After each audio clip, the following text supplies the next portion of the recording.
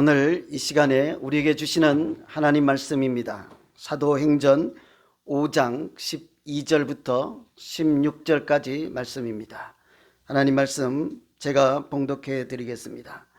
사도들의 손을 통하여 민간의 표적과 기사가 많이 일어나매 믿는 사람이 다 마음을 같이하여 솔로몬 행각에 모이고 그 나머지는 감히 그들과 상종하는 사람이 없으나 백성이 칭송하더라. 믿고 주께로 나오는 자가 더 많으니 남녀의 큰 무리더라.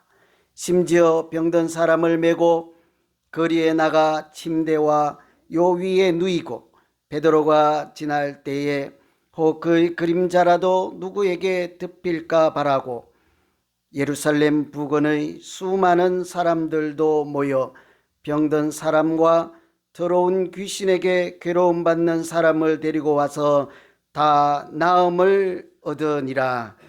아멘. 우리에게도 오늘 말씀과 같은 은혜가 충만하기를 간절히 소망합니다. 오랜만에 가정에서 예배드리다가 처음으로 오늘 예배 오신 여러분 예수님 이름으로 진심으로 환영합니다. 잘 오셨습니다. 우리 처음 오신 분들 위해서 한번 박수로 환영하겠습니다. 네. 잘 모르시죠? 이렇게 병환으로 고생하시면서 이제 많이 다 거의 치유돼서 회복하죠. 여기 계시네. 우리 백 박사님이라고 그러면 잘 아실 거예요. 그죠? 백명순 권사님 오늘 두 분 오셨어요. 앞에서 두 번째 줄에 계시네요. 박수로 환영해 주시고. 네. 또 잘은 자세히 소개를 안 해서 잘 모르겠는데 요양원에 관련된 분들 같아요. 목사님 부부신지 처음으로 오셔서 우리와 함께 예배 드리시는 분 두 가정이 있다고 메모지가 올라왔습니다. 진심으로 환영합니다. 잘 오셨습니다. 우리 박수로 환영하겠습니다. 네, 잘 오셨습니다. 다음 주일은 어머니 주일이죠. 우리 데니얼장 셰프께서 특별한 어머니를 위한 특식을 준비하고 예정입니다. 그러니 꼭들 오셔서 꽃도 다시고 다 같이 축하하고 격려하는 어머니 주일 예배로 드릴 예정입니다. 모두 가정에 계신 어머니 모두 다 오시도록 안내해 주시면 감사하겠습니다. 차량 헌금해 주신 분들 다시 한번 감사드리고 22,500불 모였고요. 오늘은 특별히 장영삼 장로님 댁이신 장한나 권사님께서 팔순이시랍니다. 그래서 그 가정에서 오늘 떡으로 섬긴다고 하시니까 맛있게 드시고 격려하시고 축복해 주시면 감사하겠습니다. 다만 한 가지 양해 드릴 것은 마음이 따뜻한 분들이 그래도 팔순은 그냥 생일이지 않다. 케이크라도 해야 된다. 그래서 처음으로 하는 거 아닌지 모르겠어요. 어제 지난 분들 때문에 제가 지금 어제 잠이 안 왔습니다. 그래서 양해해 주시고 앞으로는 누구든지 팔순은 교회에서 이렇게 따뜻하게 케이크라도 하시면 우리 교우분 중에 제안해서 제가 이렇게 하는 거예요. 그러니까 다 따뜻하게 양해 부탁을 드립니다. 오늘은 기적을 만드는 성도라는 제목으로 하나님 말씀 증거하려고 합니다. 우리 잠깐만 기도 후에 말씀 듣도록 하겠습니다. 하나님 아버지, 하나님께 예배 드리는 것이 얼마나 감격스러운지 우리가 이곳에 첫날 모여서 예배를 드릴 때는 눈물로 예배를 드렸습니다. 코로나 시대에 가정에서 하나님 이름 불러 찬송하다가 사랑하는 교우들과 함께 드리는 이 예배가 하나님 기뻐 받으시는 예배 되게 하시고 그 말씀이 우리 마음 상한 심령을 치유하고 우리 가정들이 다 회복되는 생명의 말씀 되게 하여 주시옵소서. 예수 그리스도 이름으로 기도하옵나이다. 아멘. 얼마 전에 대한민국 배우이신 윤여정 배우께서 아카데미상에서 시상식에서 오스카상을 받았죠. 대단한 상입니다. 그죠? 얼마나 대단한지 63년 만에 아시아에서 두 번째로 받는 거예요. 약간 다릅니다만 그때는 어쨌든 자세한 설명은 제가 생략하겠습니다. 63년 만에 받는 상이라 전 세계에 이목을 집중하였죠. 미나리라는 영화로 상을 받았습니다. 저도 그 영화를 보았습니다. 미나리라는 영화로 상을 받았는데 상을 받는 식장에서 수상소감을 발표한 것 때문에 영화보다 수상소감이 더 유명해졌어요. 그러니까 상을 받고 나서 더 유명해진 사람이에요.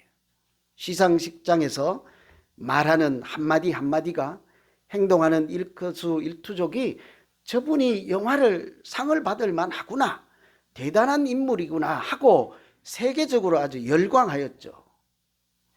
어떤 분들은 수상소감상이라는 새로운 상을 만들어서 소감상을 주자 이렇게 할 정도니까 얼마나 잘했겠어요. 뿐만 아니라 내년에는 아카데미상 사회자로 발탁을 해서 아예 사회를 시키자. 영어도 잘하시더라고요. 그래서 사회자로 발탁을 하자. 참 자랑스럽어요. 저도 자세히 보았는데요. 그래서 제가 왜들 저러나 하고 찾아보니까 이런 얘기들을 한 거예요. 최고의 상을 받았습니다. 기분이 어떠십니까? 하니 바로 손을 저으면서 우리 최고라는 말 하지 말자. 나는 최고라는 말 좋아하지 않습니다. 그런 말 싫어합니다.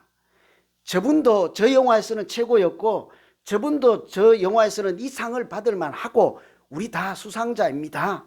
우리 세상에서 최고 1등 하지 말고 한참 있다가요, 안 되니까 이렇게 하더라고요. 최중 하면 안 되겠습니까? 무슨 말인지 최고라는 말 대신에 모두를 최고로 여기고 우리 다 같이 그냥 없는 말이지만 최중으로 모두 1등으로 생각하며 잘 어울려서 살면 안 되겠습니까? 얼마나 위대한 생각입니까? 우리 다 같이 사는 이 세상에서 피부색이 다르면 어떠냐? 무지개도 7색깔이 다 모이니 더 저렇게 아름다운 것 아니겠습니까? 우리 이 지구촌에 살면서 무지개처럼 살면 안 될까요? 여러분, 이런 말 한마디와 이런 생각, 세계가 사랑하고 열광할 만한, 그런 존경할 만한 사고 또 마음 아니겠어요?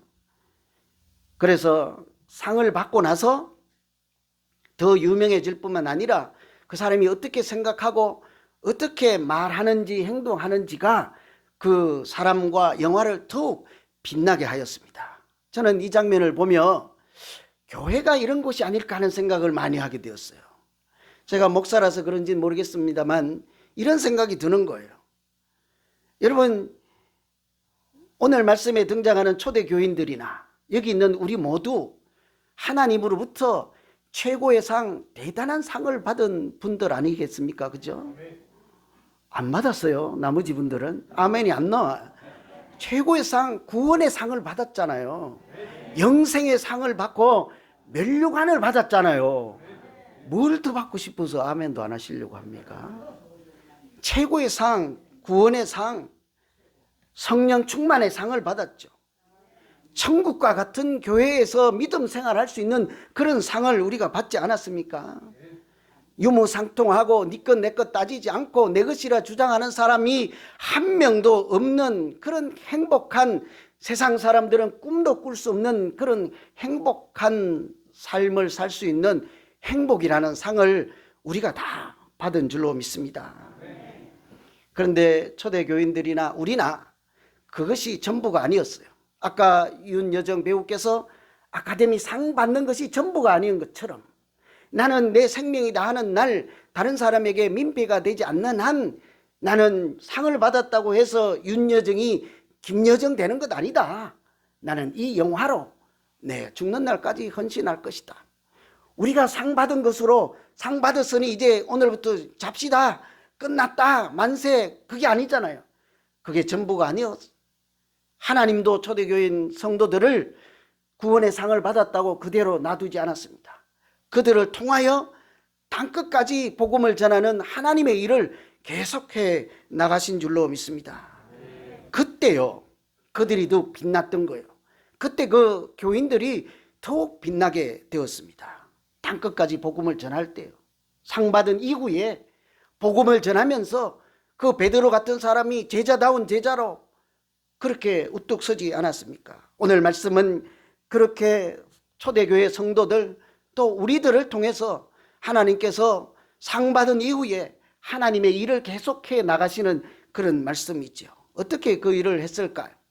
첫째는 표적과 기사를 통해서 하나님이 역사를 하셨습니다. 오늘 12절의 말씀에 보시면 사도들의 손을 통하여 민간의 표적과 기사를 많이 일어났다.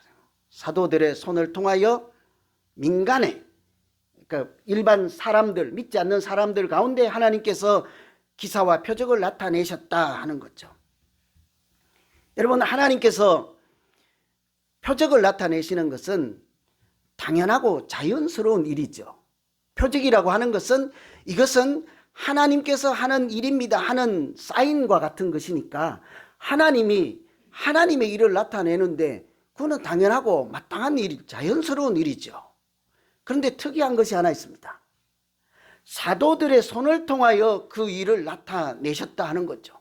하나님 혼자서 하나님이 자기 잘났다, 대단하다 이렇게 자랑하고 하려고 하지 않고 여기 있는 우리와 같은 연약한 사람들을 통해서 하나님의 크고 비밀한 역사를 온 세상에, 그것도 믿지 않는 사람들 가운데 나타내셨다 하는 말씀 아니겠습니까?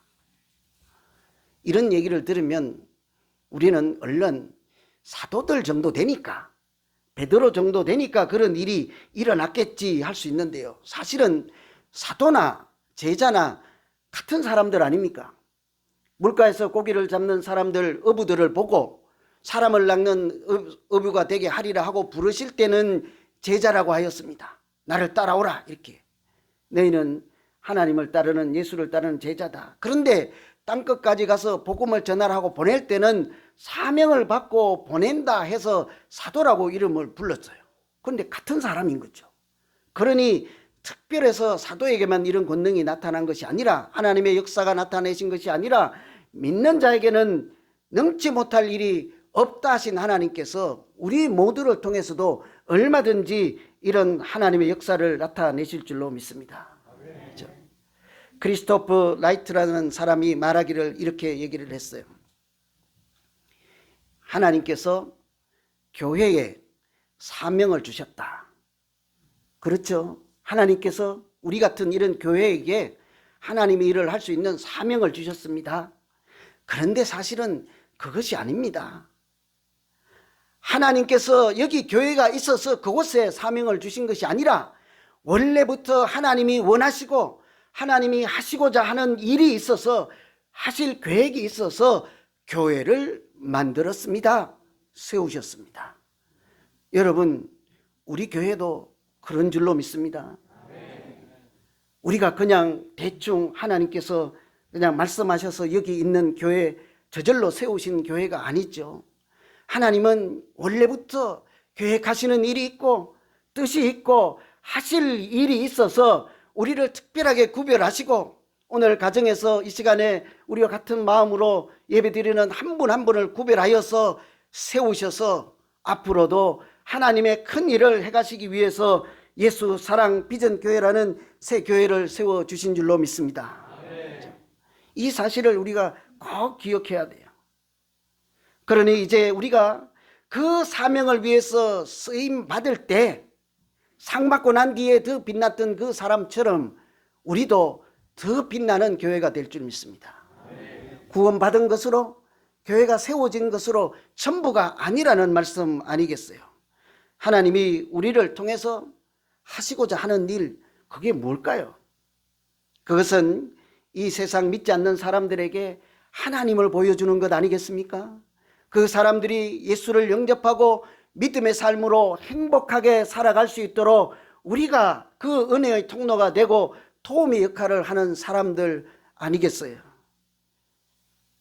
예수 믿고 믿음으로 하나님의 자녀로 하늘에 속한 사람으로 살게 하는 그 일을 하나님은 우리를 통해서 해 가실 줄 믿습니다. 그러니 여러분, 그런 사명받은 자로 하나님의 계획을 알고 있는 사람으로 가정에서 또 이 세상에서 하나님을 잘 보여주고 있습니까? 한 명이라도 좀 하세요. 제가 얼마나 상처받겠어요. 예? 한 명이라도 나는 우리 손주에게 하나님이라는 단어를 가르치고 있다. 나는 우리 손주에게 밥 먹을 때 기도하며 식사를 하려고 애를 쓰고 있다. 그 손주 잘 되지 않겠습니까? 여러분 아멘 하는 타이밍을 놓쳐서 그렇지, 우리 손주 또 우리 며느리 우리 자녀들에게 하나님을 보여주기 위해서 애를 쓰시고 믿음 생활하는 줄로 저는 잘 알고 있습니다. 예, 잘 알고 있어요. 우리는 하나님을 보여주는 사람들이죠. 그런데 그 사도들만 통해서 기사와 표적을 나타내지 않고 하나님은 우리를 통해서도 얼마든지 믿는 자에게 능치 못할 일이 없다 하였으니 하나님이 크고 놀라운 일을 보여주실 것입니다. 어떤 일을 할까? 무슨 일을 통해서 우리가 그런 일을 할까? 제가 참고가 될 말씀이 없을까 하고 고민하는데 이삭 이야기가 떠오르더라고요. 창세기 26장에 보면 아브라함의 아들 이삭 있잖아요. 좀 야곱이나 아브라함에 비해서 또 요셉이나 이런 사람들처럼 요란하지도 않고 조용하잖아요. 좀 착하게 생겼을 것 같고 온순하고 대단한 이야기도 없고 성경도 다른 사람에 비해서는 조금밖에 안 나와요. 그런데 그 사람 통해서도 하나님을 보여주실까? 한 번은 그 땅에, 이삭이 살고 있는 땅에 가뭄이 들어서 이웃 나라에 가서 살 수밖에 없었어요. 그랄 땅이라고 하는 블레셋 땅, 이방 땅에 가서 살게 되어서 그 땅에 가서 농사를 짓는데 소득이 100배 나는 거, 풍성한 소득을 얻게 되었습니다. 하나님이 복을 주셔서 번창하게 되었더라 이렇게 말씀해요. 잘 살게 되니까 그 땅에 있던 사람들이 자기들보다 더 부자로 살게 되니까 시기 질투하고 겁을 내는 거예요. 그러니까 안 되겠다, 당신 그냥 가라, 이것을 좀 떠나주세요. 그래서 하는 수 없이 골짜기에 가서 머물게 되었는데요, 거기 가면 물이 있어야 살 것 아닙니까? 땅을 팠더니 우물이 솟아나는 거예요. 그러니 이 물이 귀한 세상이니까 그 땅에 있던 원주민들이 와가지고 이거 우리 물이다, 땅 다 파놨더니 우물에 물이 솟아오르는데 이거 우리 셈이다 하는 수 없이 내준 거죠. 또 옆에 가서 두 번째 셈을 봤더니 또 물이 올라가네요. 여러분 우물 한번 파면 물 솟아오르는 것이 간단한 일이 아니잖아요. 두 번째 셈을 봤는데도 그 그랄 땅에 있는 원주민들이 와서 이거 우리 물이야 내놔, 또 그 사람들에게 주었어요. 하는 수 없이 옆으로 옮겨서 세 번째 또 탕을 팠더니 거기서도 물이 솟아나네요. 그때는 달라고 하지 않고 자기들이 2개 가졌으니까 이미 그냥 그 물로 살다가 세월이 지나서 고향인 브엘셀바로 올라온 거예요. 그랬더니 그 이방 나라의 왕이요, 군대 총사령관을 데리고 찾아온 거예요, 이삭을. 그러면서 하는 말씀이 뭐라고 하는가 하니 여호와께서 당신과 함께 계심을 우리가 분명히 보았으므로 당신이나 우리가 서로 전쟁하여서 해하지 말고 사이좋게 지냅시다, 언약을 맺읍시다. 여러분 무슨 말씀이 들어오세요? 이방 사람인 우리가 보아도 하나님이 당신과 함께하는 것을 우리가 분명히 보았습니다. 다른 말로 하면요, 이방 사람인 우리도 당신을 통해서 하나님을 보았습니다, 이 말씀 아니겠어요? 그처럼 우물을 파서도 하나님을 보여주는 삶을 조용하지만 그렇게 살았잖아요. 얼마든지 우리도 일상에서 하나님을 보여줄 수 있는 사건이 얼마든지 있을 수 있어요. 땅을 파서 샘이 솟아났더니 샘이 하나 생긴 것이 아니라 그 우물이, 샘물이 하나님을 보여주는 표적이 된 것처럼 말이죠. 내가 하는 일이 별일 아는 것 같아도 다른 누군가에게는 하나님을 알게 하고 교회를 다니게 하는 표적이 얼마든지 될 수 있을 줄로 믿습니다. 그렇죠? 하나님께서 우리에게 뭐 땅 파는 실력도 안 주고 그것도 기술이 있어야 될 거 아닙니까? 뭐 병 고치는 은사도 때로는 안 주고, 우리 중에도 병을 고치는 은사가 나타날 때도 있습니다. 저는 많이 알고 있어요. 그냥 집사님, 장로님, 권사님 통해서 그런 일이 많이 일어나기도 합니다. 누구나 다 그런데 병만 고칠 수 없잖아요. 우리가 할 수 있는 일, 하나님은 병 고치는 것, 어제 누구를 만났는데 그러더라고요. 병을 고치는데 가장 특효약은 뭘까요? 모더나인가요? 병을 고치는데 가장 최고의 약은 사랑입니다 하더라고요. 그렇지 않아요. 우리에게는 하나님께서 그 가장 큰 은사, 가장 큰 능력인 사랑을 주신 줄 믿습니다. 그 사랑을 통해서도 우리가 누군가를 살아나게 하면 그것은 단순히 칭찬받을 고마운 정도의 사랑이 아니라 하나님을 보여주는 표적과 기사와 같은 사랑이 되지 않겠습니까? 좀 자신이 없어요. 사랑해봐요. 정말 믿지 못하는 일이 생겨요. 어느 음악회에서 지휘를 하는데 이 사람이 지휘자가 너무 가난해서 옷을 이제 예복을 입고 하잖아요. 평상시 옷 안 입고 지휘복을 입고 하잖아요. 근데 너무 가난해서 새 옷을 마련할 수도 없고 낡은 지휘복을 입고 지휘를 하는데 얼마 되지 않아서 옷이 그냥 터진 거예요. 낡았으니까. 지휘는 움직임이 많잖아요. 옷이 이제 터진 거예요. 그래도 첫 곡을 다 마칠 때까지는 그 터진 옷으로 마치고는 할 수 없이 옷을 벗을 수밖에 없으니까 속옷이 나온 거예요. 쉽게 말하면 셔츠 차림이 된 거예요. 그래서 그 셔츠 차림으로도 이분이 포기하지 않고 계속해서 지휘를 하니까 앉아 계신 청중들이 뭐라고 하겠어요? 이 사람은 좀 우습게 보이니까 낄낄거리고 웃고 비웃고 막 그런 소리가 들리지 않겠습니까? 그럼에도 불구하고 이분이 계속 지휘를 포기하지 않고 하는 거예요. 그랬더니 요 맨 앞에 앉은 신사분 중에 한 분이 자기가 겉옷을 벗어요. 그리고 자기도 셔츠 차림이 되어서 아무 일이 없다는 듯이 음악회를 진중하게 감상을 하니까 뒤에 있는 사람들이 더 이상 웃지도 않고 웅성거리지도 않고 그 음악회를 잘 마칠 수가 있어요. 그 한 사람 생각해봐요.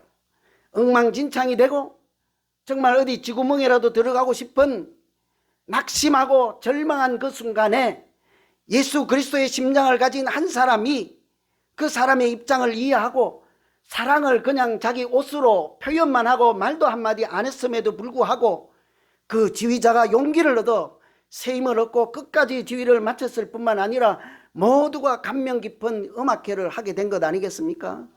그 일의 근원은 사랑이었습니다. 사랑 때문이죠. 그렇게 우리도 얼마든지 일상에서 우리 가정에서 하는 일, 내가 하는 말 한마디로, 내가 건네주는 떡 하나로 이 땅에서 표적과 기사를 나타내고 하나님이 우리에게 주신 그 예수 그리스도의 사랑을 가지고 내가 만나는 사람들마다 사랑으로, 말은 하지 않아도 깊은 사랑으로 만나면 그 사람들이 하나님을 생각하게 되고 우리는 기적의 통로가 되어서 행복하게 믿음 생활하는 우리 모두 되기를 간절히 소망합니다. 두 번째로는 하나님께서 그 백성들의 칭송을 듣게 하셨어요. 예수 믿는 사람들이 세상 사람들의 칭송을 받게 하심으로 하나님을 보여주는 거죠. 13절에 보시면 그 나머지는 감히 그들과 상종하는 사람이 없으나 백성이 칭송하더라. 예수 믿는 사람들 보면요, 나도 저렇게 한번 살아보고 싶다 하는 마음이 생길 때가 있어요. 저는 7살인가 8살 때에 우리 외갓집에 가서 처음으로 교회를 탁 들어가는데요, 나도 저렇게 살고 싶다는 마음이 그때 생겼다니까요. 여러분 안 웃었어요? 7살 꼬마라 했다니, 꼬마. 저 성가대에 서서 찬송하는 걸 보고 나도 내 인생을 이렇게 살아야지, 그런 생각이 들어요. 우리가 살아가는 것 보면 사람들이 그런 생각을 해요. 그런데 오늘 사도들을 통해서 기사와 표적이 나타나는 것을 보고 그 사람들도 그런 생각을 하는데 감히 그 교회에 얼른 가서 합류해서 찬송을 부르지는 못하였으나 그들을 칭송하였더라, 이 말씀 있잖아요. 그렇죠? 칭송을 받는다 하는 말은 다른 말이 아닙니다. 멀리서 보고 나도 저렇게 한번 살고 싶다, 나도 저 교회, 저분이 다니는 교회 나도 한번 가보고 싶다 하는 마음이 들어서 부럽다, 나도 예수 믿었으면 좋겠다, 이런 생각을 가지고 소망을 가지게 되는 것을 칭송하더라 하는 거예요. 여러분, 예수 믿는 사람들은요, 최고 하지 않아도, 사고만 치지 않고 중간만 가도요, 세상 사람들이 보면 나도 저렇게 살고 싶다, 그렇게 칭송하는 사람인들인 줄 믿습니다. 예수 믿는 사람들 보면요, 어딘가 모르게 다르거든요. 나도 저렇게 살아야지. 우리 모두가 그런 소리 들으면서 믿음 생활을 해야 되지 않겠어요? 그죠? 로마서에 보면 이렇게 말씀해요. 하나님 나라는 먹는 것과 마시는 것이 아니요 오직 성령 안에서 사랑과 희락과 평강, 의와 평강과 희락이라. 여러분 우리 좋아하는 말씀 이거 다 외우잖아요. 하나님 나라는 먹고 마시는 것이 아니라 성령 안에서 의와 평강과 희락이다. 우리 여기까지만 말씀을 외우죠. 그렇죠? 하나님 나라는 의, 평강, 희락이다. 기쁘게 사는 거죠. 하나님 나라에는 평강이 있습니다. 그런데 여기까지만 하면 절반만 외우고 하나님 말씀을 제대로 안 한 거예요. 그 다음에 뭐라고 하시는 줄 압니까? 하나님 나라는 먹고 마시는 건 아니고 의, 평강, 희락이다. 이로써 그리스도를 섬기는 자는 하나님을 기쁘시게 하는 자요 사람에게도 칭찬을 받느니라. 예수 믿는 사람들이 하나님 나라를 그냥 신앙생활만 제대로 하고 있으면 하나님이 기뻐하시는 자요 뿐만 아니라 사람들도 저들로 칭찬하는 사람들입니다. 이 얘기 아니겠어요? 여러분 가정에서 교회 다니면 권사님이라고 목사 사모라고 목사라고 주장하지 말고 칭찬 듣는지 잘 보세요. 저도 우리 애들에게 칭찬받으려고 무진장 노력하는데 잘 안 돼요. 내 딸애는 잘해요. 최선을 다해요. 때로는 형님 오셨습니까? 아들에게. 어르신 안녕하세요. 우리 딸에게. 열심히 해요. 예수 믿는 사람은 말하지 않아도 이렇게 믿음 생활만 하면요. 세상 사람들이 부러워해요. 칭송하게 되어 있어요. 그것은 하나님 안에, 우리 안에 하나님이 역사하시고 하나님이 살아계시기 때문 아니겠어요? 그렇죠? 하나님이 살아계신 증거를 우리 말투에서 여러 곳에서 나타내기 때문인 거죠. 그렇게 칭찬받는다 하는 것은 다른 말로 하면 인정받는다 하는 표현이에요. 그렇게 우리가 사람에게도 하나님에게도 칭찬받고 인정받는 그런 교회가 될 수 없을까? 항상 그런 기도 제목 아니에요. 우리 교회가 하나님 기뻐하시고 이 동네 사람들 또 누구라도 저 교회 괜찮다 하는 소리는 들어야 하지 않겠습니까? 오늘 집사님이 기도하신 것처럼 대충 아무런 교회 되려고 우리가 이 모진 고난과 이런 모든 일을 다 견디고 기도하면서 사는 것 아니잖아요. 그냥 대충 교회 되면 안 되는 거예요. 최소한 하나님을 보여주는 교회 되어야 하지 않겠어요? 내 안에 하나님이 살아계신 신앙생활 해야 되지 않겠어요? 그죠? 그런 교회들 근데 많아요. 있어요. 저는 LA에서 그런 교회를 반드시 하려고 해요. 제가 혼자 하는 거 아니에요. 우리 모두가 하는 거예요. 제가 그래서 참고되려고 무슨 교회가 있을까 기도를 하는데 오래전에 읽은 책에서 이 교회가 그래도 제일 괜찮은 것 같아요. 칭찬받고 하나님 기뻐하는 교회. 이 교회는 5층짜리 건물에 새를 들어있는 교회예요. 1층에 아주 유명한 식당이 있었어요. 그러니까 유명한 식당이니까 간판이 얼마나 크겠어요. 그리고 5층에도 그 식당 간판이에요. 교회 중간에 있는 교회가 간판 달 자리가 없어요. 달아도 조그만해요. 그러니까 사람들이 저 교회 다닌다 그러면 몰라요. 잘 모르면 다시 그 건물에 1층에 감자탕 집이 아주 유명한데 거기 감자탕 식당이 들어있는 그 교회, 같은 건물의 교회, 그래서 감자탕 교회라고 불렀어요. 교회 이름이 아니에요. 얼마나 감자탕 교회라고 지으면 되겠어요?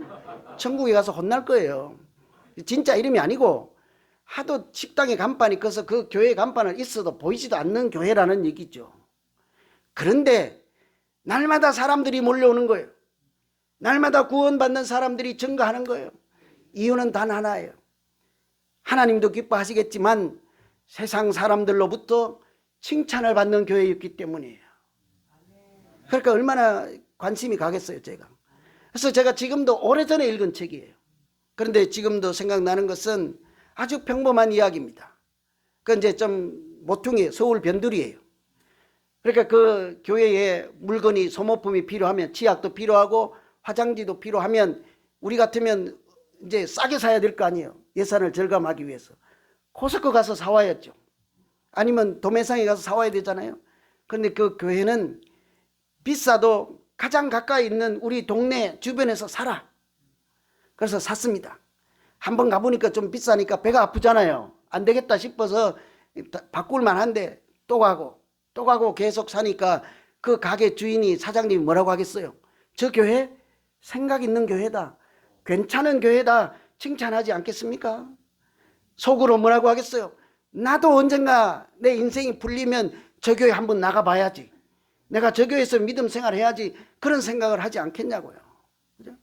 그렇게 칭찬을 받고 사는 교회가 되어서 무슨 생각을 할까 하고 제가 또 조사를 해보니까요, 이런 비전을 갖고 있었습니다. 세계에서 전도비를 가장 많이 쓰는 교회, 우리나라에서 대한민국에서 구제비를 가장 많이 지출하는 교회, 전도지를 1천만 장, 1,000만 장을 돌리는 교회, 그리고 100명 이상의 고아와 과부에게 생활비를 지원해 주는 교회. 이거 우리 한번 따라 해볼까요? 세계에선 말고, 미국에서 말고, LA에서 구제비 제일 많이 집행하는 교회. 우리 목사님만 하세요. 우리 LA에서 전도 제일 잘하는 교회, LA에서 가난한 사람을 제일 잘 도와주는 교회. 그러면 우리의 그런 삶과 우리의 생각과 우리의 기도로 우리를 통해서 하나님께서는 하나님 자신을 그 사람들에게 보여주실 줄 믿습니다. 그렇죠?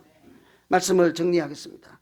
하나님은 우리를 통해서도 얼마든지 기사와 표적을 나타내실 수 있습니다. 하나님께서 우리 안에 살아 계시기 때문이에요. 그래서 우리는 부자 되는 교회가 아니라 하나님을 보여주는 것이 우리의 소원인 교회가 되어야 할 줄 믿습니다. 교회 안에서부터 우리가 서로 그렇게 사랑으로 천국을 경험하고 세상 밖으로는 믿지 않는 사람들로부터 칭송받는 그런 믿음 생활을 할 때 하나님께서는 우리같이 연약한 사람 통해서도 기사와 표적을 나타내시고 가장 큰 은사인 사랑을 이미 우리에게 주셨잖아요. 그 사랑을 통해서 일상의 기적을 일으켜서 구원받는 사람의 수를 날마다 더해 주실 줄로 믿습니다. 그래서 오늘부터 이제 우리는 나 같은 나도 우리를 사용해 주십시오 하고 기도하며 가정에서 교회에서 일상의 기적을 만들면서 행복하게 살아가는 우리 모두 되기를 간절히 소망합니다. 우리 같이 기도하겠습니다. 하나님 아버지, 우리에게 큰 상을 주셔서 하나님의 자녀가 되게 하시고 예수사랑 비전교회의 성도로서 예수 그리스도의 사랑과 십자가와 부활을 증거할 수 있도록 은혜 베풀어 주시고 귀해 주신 것을 참으로 감사를 드립니다. 내가 하는 크고 작은 일 통해서 하나님 살아계심이 나타나게 하시고 우리가 전하는 복음 통해서 십자가를 통해서 세상 사람들의 영혼이 치유받게 하시고 하나님을 만나는 크고 놀라운 역사가 나타나게 하여 주시옵소서. 그렇게 살아갈 때마다 우리의 믿음이 더욱 빛나게 하여 주시고 우리 가정과 교회가 하나님도 기뻐하시고 세상 사람들로부터 칭찬받는 부족함 없는 교회 되게 하여 주시옵소서. 예수 그리스도의